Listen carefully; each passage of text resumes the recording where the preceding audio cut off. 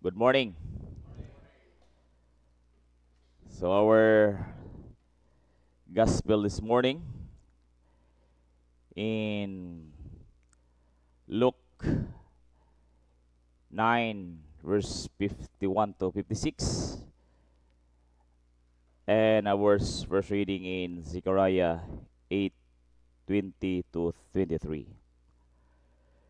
So we hear in the gospel how Jesus determined to go to Jerusalem, passes through the Samaritan village, but is rejected. James and John, filled with zeal and perhaps anger, asked Jesus if they should call down a fire from heaven to punish the people. But Jesus rebukes them, choosing not vengeance but mercy, and simply moves on another village. So here Jesus teaches us that his mission is not to destroy but to save. His journey to Jerusalem marked not by violence but by love, patience, and willingness to embrace rejection for the sake of God's better plan or greater plan. So, mao gini ang purpose ni Ginoong Kristo, dili ang retaliation, ang pagpanimalos, but mercy and love ang iyang gidala. In first reading from Zechariah 8:20-23 presents the beautiful vision. Many people and strong nation will come together, seeing the Lord, or seeking the Lord, seeing, let us go with you, for we have heard that God is with you.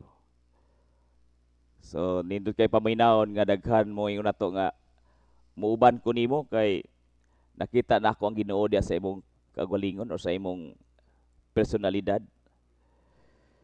So, it is a picture of peace, reconciliation, and unity under God's reign. So it is a clear contrary to division and hostility. So kuhay kay ni sa kaning pagdaog-daog o kanang disorder nang way pag sinabtanay ang tuyo ang gingharian sa Dios o ang tuyo ni Ginoong Kristo.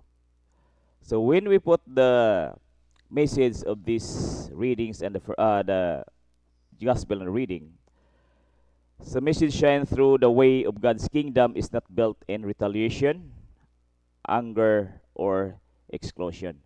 So wala gid diha sa pagpanimalos, kasuko o kini ang pagpandaog-daog.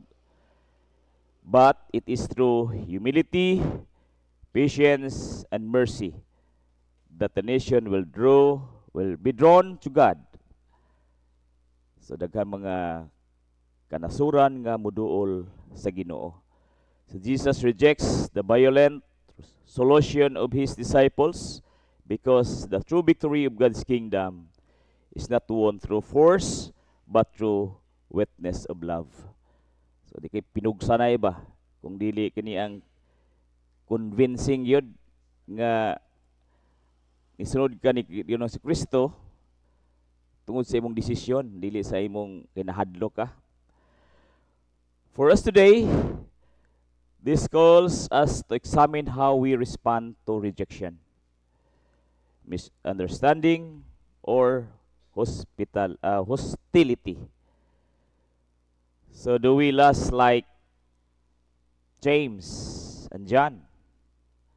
So musukol ba ta sama ni Santiago ug ni Juan? Or do we reflect God's patience and peace? Ato bang dawat ang pasensya o kalinaw?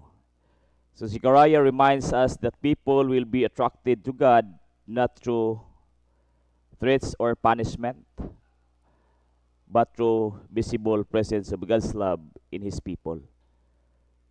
So, murag sukuhay sad kay tan-awon nga alagad ta sa Ginoo niya pirmi panghurab-hurab ba, panghinadlok.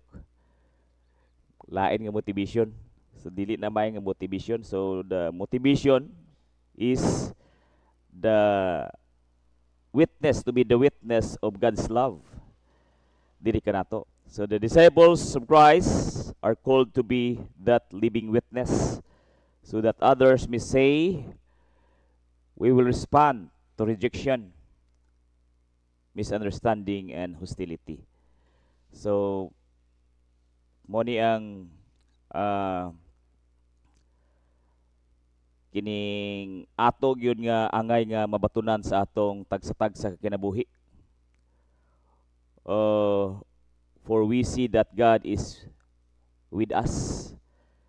So atong response sa Salmo, God is with us. So unta makita sa mga tao nga ang Ginoo atog yung gikuan ba, atong kinabuhi, ang iyang kinabuhi. So as we believe, kung ano na itang magkaon sa kalanon sa Ginoo, kanon atong Ginoo, so mo reflect po sa atong kaugalingon ang Ginoo sa atong kinabuhi. So kanunay tang offering kwenta kay magkaon sa iyang lawas ug dugo, so mo reflect po na sa atong tagsa-tagsa kinabuhi.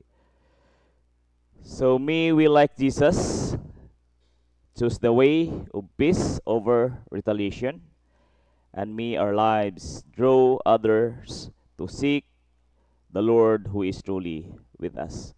So muna atong goal karon nga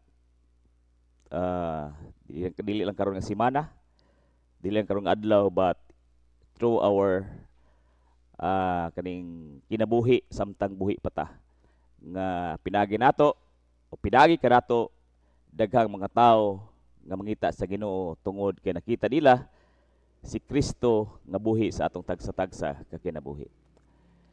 This is the gospel. Please stand.